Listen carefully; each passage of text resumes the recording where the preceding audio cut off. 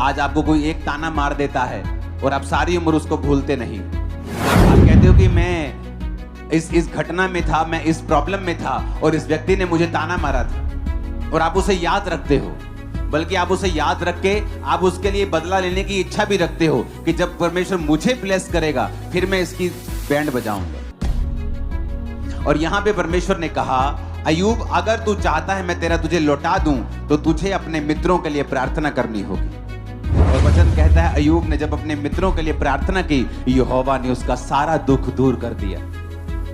क्योंकि जब आप किसी के लिए प्रार्थना करते हैं जिन्होंने आपको दुख पहुंचाया हो, जब आप उनके लिए आशीष के लिए प्रार्थना करनी शुरू करते हैं तो ऑटोमेटिकली आप उन्हें माफ कर देते हैं। जब एक गंदा बर्तन हो और आप अगर फैसला कर लें कि आप उसमें खाना चाहते हैं कुछ, तो ऑटोमेटिकली आप उसे साफ करेंगे पहले, और जब आप उसे साफ करेंगे तो फिर ही आप उसमें खाएंगे।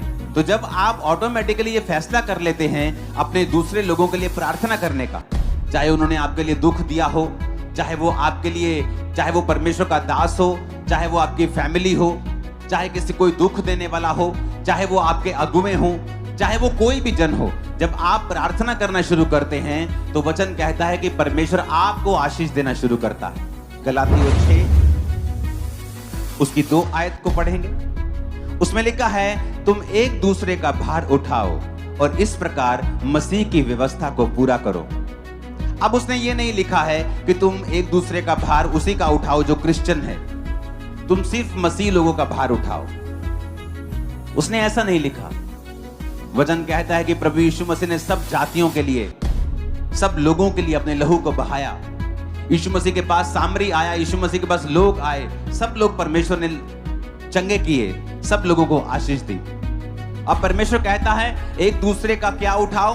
भार उठाओ, इस प्रकार मसीह की व्यवस्था को पूरा करो। लेकिन हम में से कितने लोग हैं जो एक दूसरे का भार उठाते हैं? आज जो कलीसिया है मोस्टली वो सेंटर्ड है, उसका जो प्रार्थना का सेंटर है वो खुद है।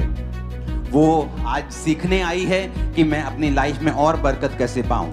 आज वो इसलिए चर्च में बैठा है कि उसे वीजा नहीं मिल रहा और वो चाहता है उसके बंधन टूट जाएं, और उसे पता है कि जीसस उसके बंधन तोड़ सकते हैं, और इसलिए आज वो चर्च अटेंड कर रहा है कि उसके बंधन टूट जाएं। आज कोई दुष्ट आत्मा का ग्रसित है, वो चर्च में बैठा है कि उसे पता है कि यहाँ पर दुष्ट आत्माओं से बंधन से आजादी मिलती है, तो वो यहाँ बैठा है। इसलिए हम सब लोग सेल्फ सेंटर्ड हैं। हमारा जो मकसद है यहाँ आने का, प्रार्थना करने का, वो खुद हम ही हैं। और इस वजह से कई बार परमेश्वर हमें हील नहीं करता और रिस्टोर नहीं करता,